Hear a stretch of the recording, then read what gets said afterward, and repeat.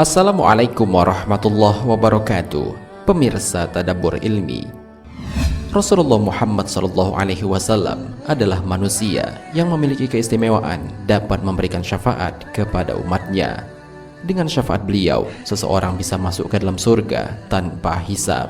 Bahkan Rasulullah Muhammad SAW bisa membebaskan seseorang dari neraka berkat syafaatnya. Dalam suatu riwayat dijelaskan, ternyata bukan hanya dari bangsa manusia saja yang dapat memberikan syafaat di akhirat kelak. Bangsa malaikat pun atas izin Allah dapat memberikan syafaat kepada manusia. Lantas, siapa sajakah orang yang dapat memberi syafaat itu? Dan siapakah dari bangsa malaikat yang juga dapat memberi syafaat? Mau tahu jawabannya? Simak ulasannya dengan menonton video ini hingga akhir.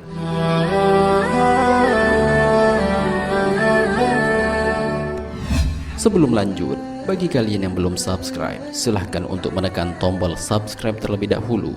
Aktifkan lonceng notifikasinya. Bagikan video ini kepada teman-teman kalian agar semakin banyak orang yang mendapatkan manfaat dari channel ini.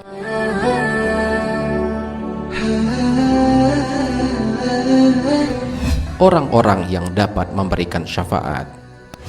Syafaat yang didapatkan orang beriman atas izin Allah di hari kiamat terbagi menjadi dua, yaitu syafaat dari Nabi Muhammad dan syafaat dari sesama muslim.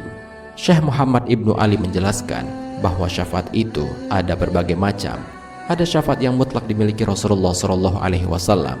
Syafaat itu adalah syafaat uzma. Syafaat ini diberikan Rasulullah SAW untuk meringankan ketakutan seluruh makhluk, membebaskan mereka dari kesengsaraan padang mahsyar, mempercepat proses hisab, dan melahirkan kepastian hukum dari Zat yang Maha Mengadili. Rasulullah SAW juga kelak akan memberi syafaat untuk memasukkan umatnya yang terpilih ke dalam surga tanpa hisab. Hal ini sebagaimana Rasulullah SAW bersabda, "Rombongan pertama umatku yang masuk surga adalah 70.000 orang. Mereka masuk tanpa hisab. Setiap wajah mereka terang bagaikan cahaya bulan di malam purnama." Hadis riwayat Ibnu Al-Mubarak.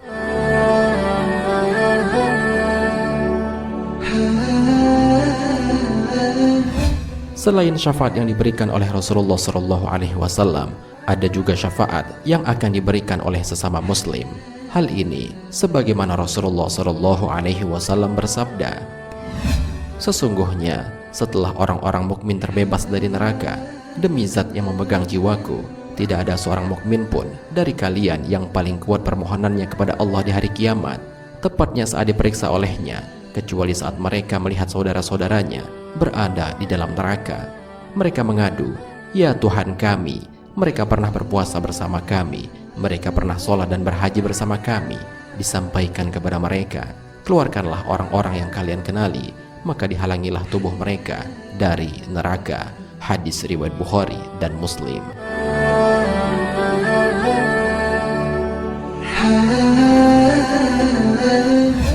Orang-orang beriman yang selalu berbuat baik di dunia, mereka akan memberi syafaat kepada orang-orang yang mereka kenali kelak di hari kiamat. Oleh karena itu, bertemanlah kepada orang-orang yang soleh agar kelak mendapatkan syafaat dari mereka.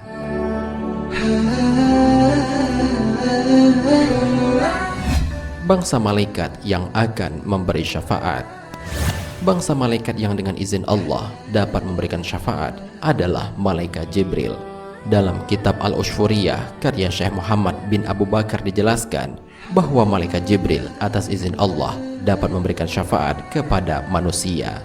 Rasulullah SAW menceritakan bahwa kelak pada hari kiamat, malaikat Jibril berkeliling di atas neraka.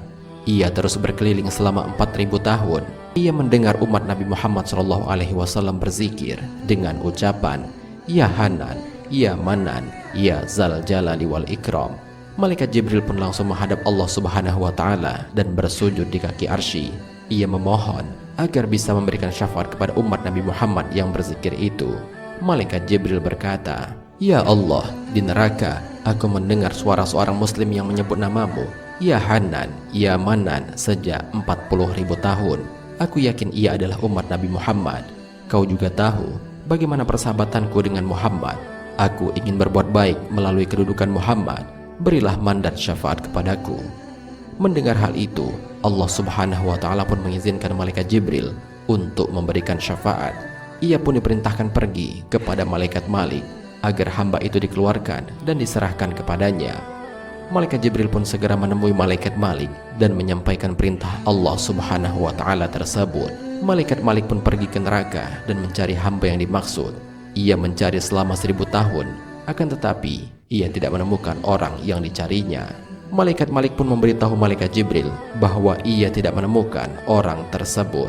Lalu malaikat Jibril kembali menghadap Allah Subhanahu wa Ta'ala, melaporkan bahwa malaikat Malik tidak mendapatkan orang tersebut. Akhirnya Allah Subhanahu wa Ta'ala memberi petunjuk tentang orang yang akan diselamatkan itu. Malaikat Jibril pun kemudian bergegas menemui malaikat Malik dan memberitahu petunjuk yang telah ia dapat dari Allah Subhanahu wa Ta'ala. Malaikat Malik akhirnya menemukan orang itu dalam posisi terbalik. Ia sudah dikerumuni ular dan kalajengking. Ia dibelenggu dan dipasung. Kondisinya sudah gosong seperti arang. Malaikat Malik lalu menggerakkan tubuhnya sehingga ular dan kalajengking itu berjatuhan. Kemudian orang itu ditarik dan terlepaslah pasungnya. Hamba itu pun menanyakan tujuan malaikat Malik mendatanginya, apakah akan membebaskannya atau menambah siksanya. Malaikat Malik tidak bisa menjawab pertanyaan itu. Yang jelas, ia sedang ditunggu oleh malaikat Jibril. Ia diserahkan kepada malaikat Jibril dan dibawa ke kaki arsy. Sesampainya di sana, Allah Subhanahu wa Ta'ala lalu melemparkan pertanyaan kepada hamba itu. Wahai hambaku, bukankah kalamku ada di hadapanmu? Bukankah aku telah mengutus Rasul kepadamu? Bukankah Rasulku telah memerintahkan kebaikan dan mencegah kemungkaran? Hamba itu pun menjawab, benar wahai Tuhanku, tetapi memang aku telah berlaku aniaya terhadap diriku sendiri. Aku mengakui dosaku, oleh karenanya ampunilah aku dengan hak munajat yang kubaca selama 40.000 tahun, agar kau mengampuniku. Hamba tersebut pun diampuni oleh Allah Subhanahu wa Ta'ala dan dibebaskan dari api neraka karena syafaat malaikat Jibril. Ia pun dibawa ke surga dan dimandikan dengan air kehidupan dan air Kausar, sehingga tak nampak lagi tanda-tanda penghuni neraka sebelumnya. Kemudian ia masuk surga ditemani malaikat Jibril.